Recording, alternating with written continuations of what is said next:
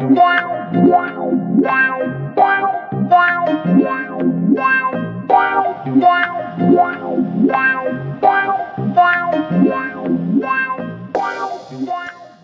guys, welcome back to my channel. I know it's Shiny Saturday, right? But I wanted to kind of, I guess, expound on my thoughts about SHINee winning that award, the Best Artist of the Year. I think it was Milan, the Milan Awards. It was like 2013, and I remember my brother showing me that, and I cried watching that.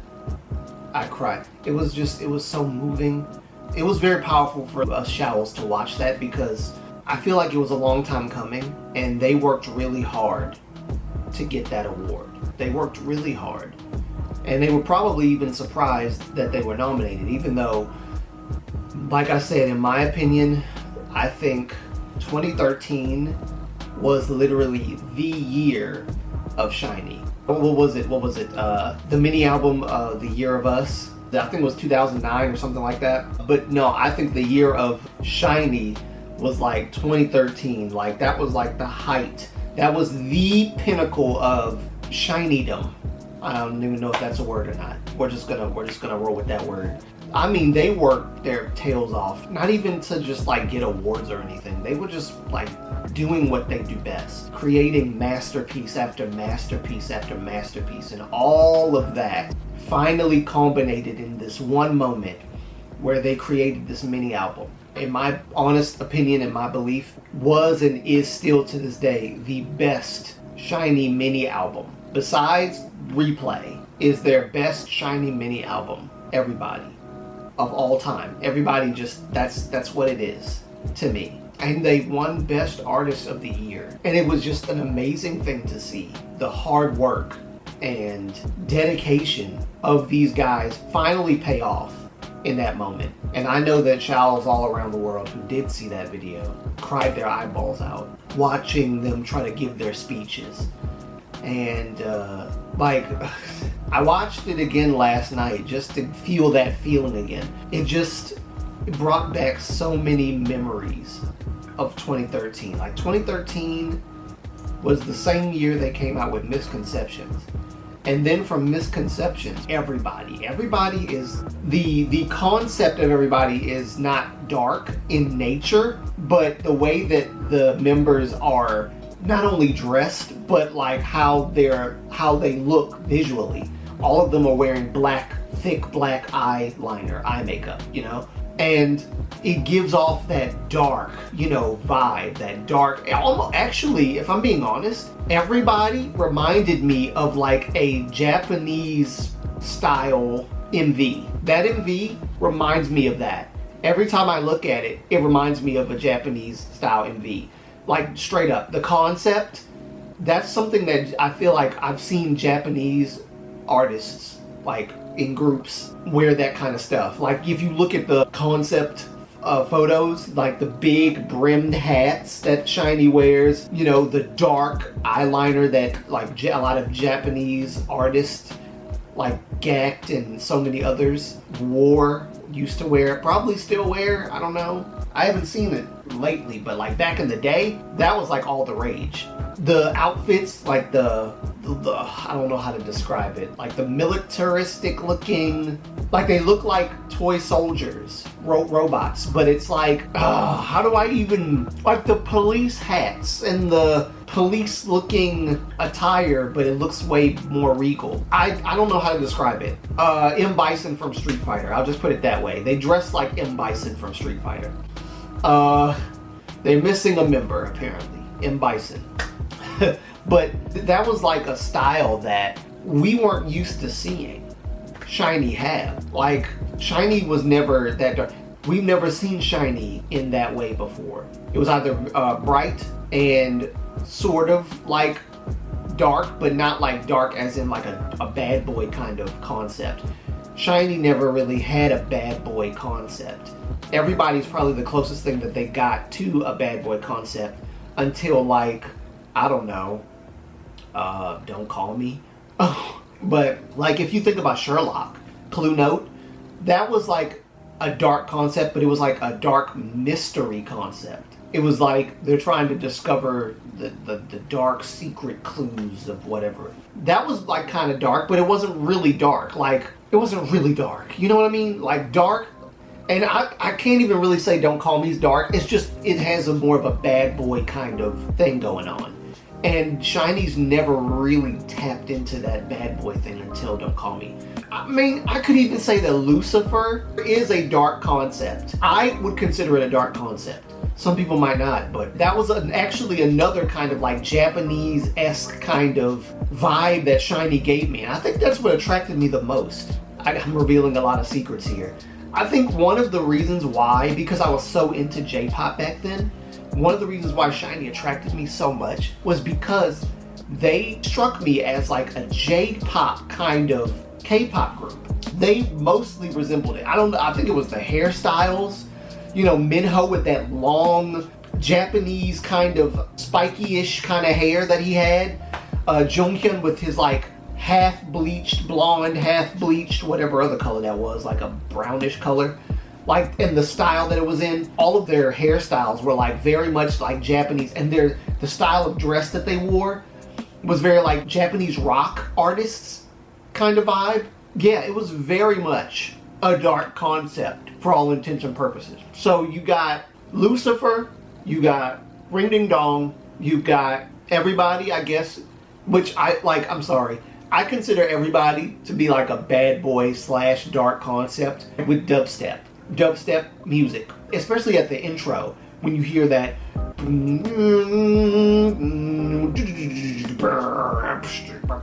like that. It's very dark, it's very foreboding, that element of like foreboding darkness. Like, it's so good, the dark eyeliner, the outfits. Oh, I wish I had at least one of those outfits. So I would wear it right now. I would just snap my fingers and just be in like the full SHINee Everybody attire. Like, that would be dope with the police glasses. Like, come on, man. That was a vibe back then, man. That was a trendy vibe. And again, it gave me that sense of Japanese kind of artistry, you know? And I think that's why I liked SHINee so much, and to see them evolve into that. And of course, it also helps that they were pretty much artists in Japan as well. They would go to Japan and promote.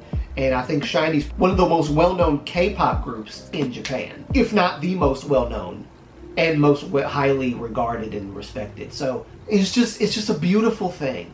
And so that brings me to another thing that I'm going to talk about in another video, of why I don't understand why people would be upset that there's a thing called JK-pop when you're willing to let a K-pop group come and perform and give you the experience of K-pop in a Japanese setting, in Japan of all places, Tokyo Dome. But then people will get salty because they feel like, oh, wait a minute, that's exclusively for Korea and no one is allowed. And yes, this does tie into Everybody, because like I said, Everybody strikes me as a Japanese kind of style, like concept. It really does. I don't know how anybody else feels about it, but to me, there's certain concepts that SHINee pulls off that just scream Japanese concepts, which is why I love SHINee so much, because they're not afraid to be on both sides of things. They can be Korean and have Japanese style and swag and still make sense. It makes so much sense. I'm gonna say it one more time. SM knew what they were doing with this group. If there's any group that SM has ever had, or even in the history of K-pop, if there's any group that the company knew what they were doing with the group from start to finish, it's SHINee. They knew exactly what they wanted. They knew exactly how to market them. You know, you see so many groups now where the concept or the story plot for the group is one thing when they start and when they debut, but then when a couple members like leave or whatever, and then the concept changes. Why? Because a few members left. So now they have to change the concept. And then it just changes and changes and changes.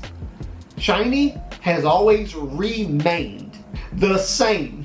They've never really changed. Kudos to the group, first of all, but kudos to the company, which I normally don't give kudos to any company. Companies are just full of crap, if I'm being honest. Like K-pop companies, entertainment companies, full of crap. They try to sell you this brand of this and brand of that, and you buy into it, and they get paid, and they use their artists as, cash grabs. Because, like, K-pop sells. So, I don't give a crap about the companies. I care about the groups and the members. And if there's one time I'll ever applaud the company, it's for sticking to the concept and the overall story plot of SHINee.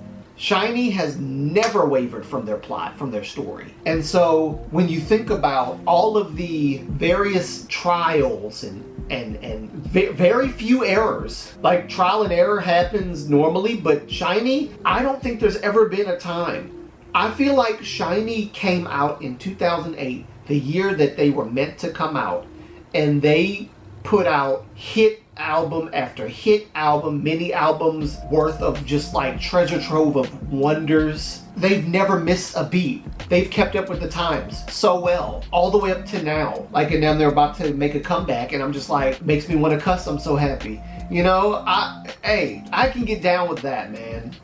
I can get down with that. But like all of these things, these trials and these hardships that they've endured, and now finally leading up to this award, this prestigious Best Artist of the Year of 2013. There's no way I cannot say that 2013 was the year of SHINee. The year. Because you have to understand, it wasn't just everybody that got them that award. It was 2013's Misconceptions that was done brilliantly. And I feel even yes, I'm about to give another accolade to the company. I don't hate SM. I just don't particularly like SM, if you know what I mean. The way they marketed the packaging and the repackaging of the Misconceptions. It was the Misconceptions album. It was every album that came before that. Everything leading up to that award. Of course, that's not how the judgments work with awards. They base the awards on the merits of that year. That's why they won Artist of the Year for 2013. It wasn't based on any of their past works. It was based on their works in 2013, which was Misconceptions and Everybody. And you could add in all of the other things that they've done to lead up to that, the 2013, but just go with me here to just base it on the merits of 2013 alone. The merits of Misconceptions and Everybody. I strongly believe they deserved that award, hands down, like no question. They deserved it, they earned it, they fought for it, and even after that, Key was saying, I still don't feel like we deserve this award, so we'll work hard. They never cease to work hard. And watching that video again, the emotion, how like all of the members were like just crying and hugging each other, and then like the EXO members ran up there after they were done with their speeches and hugged them and cheered them on. It was just a beautiful thing. It was a beautiful thing to see. If I react to that, I'll probably cry. So I'm not gonna react. I'm not gonna react to that. But it was just such a beautiful moment, and I'm so proud of SHINee, and I think they have grown so much beyond their limits. This was that beautiful time, and an era like this, I don't know if it will ever come again for SHINee, because like 2013, they were ahead of their time with that album. I still listen to Everybody and Misconceptions, but like Everybody specifically, because that's what they won the award for. The fact that Everybody pushed them that high, it really was the mini album of mini albums. It truly was. So I'm really proud of SHINee, really proud and honored to be a Shawl. And it just really hits home, Actually recently, I believe it was this month, they celebrated, was it 9 years ago was when they got that award. And recently, it was the anniversary of them getting that very award this month. So I didn't even realize that I was like right on time, but I was right on time. But yeah, that's all I wanted to say about it. It's just that this was their era. This was their time. This was their year, 2013. This was truly the year that everybody woke up. And I hope that more people will wake up to the reality of SHINee's greatness. And I don't put them on a pedestal of honor in, like, you know, the sense that they are just absolutely, you know, perfect beyond a shadow of a doubt. But I do put them on a pedestal as the standard. And they are. They've proven it. They have years of practice, years of cultivating their craft and honing their skills. Years of it. Their whole life has been K-pop. Like, before they even became idols, they were trainees. And trainee life, you know, they teach you in trainee life how to be an idol. What does the life of an idol consist of? And you have to give things up as a trainee before you even become an idol. That way it'll become a practiced art of just like knowing how to give up certain things to have other things or to accomplish other things. That's what they're taught. And SHINee was taught that at a young age. And look at them now. No matter if Jonghyun is gone or not, SHINee is still 5. That is something that SHINee will always carry with them, is Jonghyun's spirit, Jonghyun's presence, no matter if there is only 4. And in that sense, SHINee will always be 5. And I think I should end it there. I think that's a perfect end. This was probably one of the most heartfelt videos that I could make, expressing my love for SHINee as artists and as people with great talent and gifts and charisma. They never run out of energy or stage presence. They always have it. They just, I can't explain. A lot of groups lack the stage presence that SHINee has. Their charisma at the age that they're at, even at the age that they're at, it's still there. The spark is still there. The flame. SHINee's fire will never go out, and that's what I'm praying and hoping for. SHINee just is forever. It's always going to be forever. And that's what I want to say. So, thank you for watching. Thank you for listening to part 2 of this mini-series that I wanted to make, because I felt like it was a necessary thing to expound on further my feelings about that very moment when they won that award, and my feelings about the group and how they pushed forward regardless of whatever ordeals or shortcomings or hardships. They pushed forward and they got that award. And it's not only for them, but it's for us to encourage us that we can achieve our own dreams if we work hard like that. So I guess that's kind of what I'm trying to do with YouTube. I'm trying to work hard like that in life. Like I want to be that kind of person, to make it and then encourage other people to do the same. I know this wasn't like a SHINee Saturday reaction video, but it was something a little different I wanted to do. Recently I did get sick, so I'm trying to recover from that. So I'm kind of refraining from doing a lot of things to get myself back to tip-top condition, whatever tip-top condition is for me. That's it. I just wanted to do that, and to thank you guys for listening, and thank you guys for loving the content, and thank you for subscribing to my channel, Moonlight Antonio, where we will continue to give you reactions, K-pop, and inspiration from under the beautiful moonlight always. Thank you guys for all of your love and support. Yes, remember to subscribe if you haven't, and turn on the bell for notifications so you can be alerted to my next upload, and sharing the video also helps. So thank you for that. And I think that's everything. It'll be your boy Abe signing out. Peace.